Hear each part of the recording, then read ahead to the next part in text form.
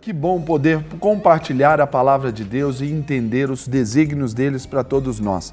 Eu quero compartilhar com vocês o texto de 2 Crônicas, capítulo 15, dos versículos de 1 ao 15º, né? Ao 15. E o tema que eu dou para essa devocional é tempos difíceis, ações radicais. Tudo se fala na crise que nós estamos vivendo, mas nós precisamos de ações radicais para mudar essa história. A igreja brasileira precisa virar esse jogo. A igreja brasileira, ela precisa se posicionar. É uma questão postural do povo de Deus hoje na nossa terra, na terra do Brasil. E o texto que eu destaco aqui é esse que nós vamos acompanhar agora. Eu não vou ler o texto todo, mas eu quero te desafiar durante esse dia, na sua reunião, junto com seus amigos. Passe esse texto, leiam, meditem e extraiam novas coisas daquilo que a gente vai falar. Mas observa bem o que o texto diz. O Espírito de Deus veio sobre Azarias, filho de Obed. Ele saiu para encontrar-se com Asa e lhe disse: escutem-me, Asa e todo o povo de Judá e Benjamim. O Senhor está com vocês quando vocês estão com ele. Se o buscarem, ele deixará que o encontrem. Mas se o abandonarem, ele os abandonará. Durante muito tempo, Israel esteve sem o verdadeiro Deus, sem sacerdotes para ensiná-lo e sem a lei. Mas, em sua angústia, eles se voltaram para o Senhor, o Deus de Israel. Buscaram-no e ele deixou que o encontrasse. Eu vou parar essa leitura por aqui para comentar com você exatamente o que nós vimos nesse quadro aqui estabelecido. O reino de Judá e de Benjamim, eles estavam há muito tempo seguindo outros deuses, há muito tempo eles estavam fazendo as coisas que não eram agradáveis a Deus.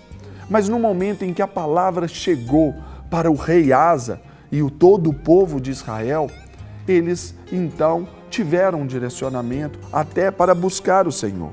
E se você olhar aí no texto, no versículo 8, eles removeram os seus ídolos. É claro que aqui fala de uma idolatria, daquela mistura de religiões, mas hoje, para nós, Deus ele quer que a gente viva o evangelho genuíno, esse evangelho da cruz de Cristo. E que isso a gente saiba que nós devemos prestar atenção nas tentações que somos vítimas aí o tempo todo, essas tentações que querem nos levar para longe do Senhor. Eles tomaram uma postura quanto a isso, porque no verso 8, eles repararam o altar. O que é o altar? O que é reparar o altar? Olha, é limpar o coraçãozinho, é limpar, tirar aquilo que não tem que ficar no seu coração, talvez essas imagens, talvez essas condições de falar mal, de murmuração, de reclamação, mas profetizar bênçãos, de deixar ser o seu coração um lugar próprio para que Deus more. É voltar uma vida de oração, de dependência de Deus, de cuidado com as coisas de Deus, porque aqui eles estavam juntos. Você vai ver no verso 10, e isso nos significa que precisamos valorizar a nossa igreja, a nossa comunidade. Estou falando só de placa? De jeito nenhum. Eu estou falando do povo. Nós precisamos estar juntos. Se o meu povo, que se chama pelo meu nome, se humilhar e orar, ou seja, o povo precisa ter essa unidade. Nós precisamos amar o nosso irmão, precisamos apoiar aquele que está caído, precisamos ir atrás daquele que está desviado, precisamos conquistar aquele que ainda não conhece o Senhor. Essa é a importância da igreja. No verso 11 também, nos ensina que eles apresentaram os seus sacrifícios.